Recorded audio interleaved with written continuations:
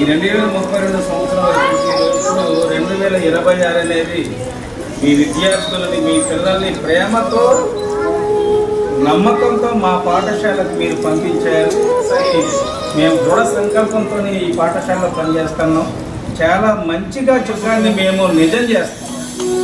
కాబట్టి నాకు చాలా ఆనందంగా ఉందండి. ఈ రోజున ఈ పాఠశాల మీద మీరు నమ్మకంతో పంపించారు. మీ నమ్మకం అనేది నేను పదే నమ్మకం అని ఎందుకు చెబుతున్నానంటే, ప్రభుత్వ పాఠశాలల మీద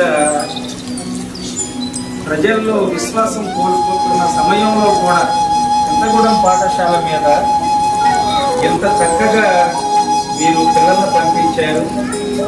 మరి ఒక చదువుకున్న తల్లి 100 మంది ఉపాధ్యాయులతో సమానమని చెప్పి నేను చదివాను.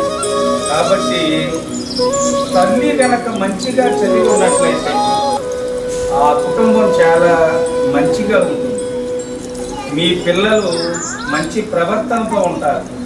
కాబట్టి ఒక తల్లి కనుక మంచిగా ఉంటే ఆ ఇంటికాడ కూడా మంచిగా ఉంటుంది. మీరందరూ కూడా పంపించండి. ఈ ప్రభుత్వ పాఠశాలల్లో ఉన్న ప్రత్యేకతలు ఏంటంటే, నాణ్యమైన విద్యా బోధన అనేది అనుభవం ఉన్న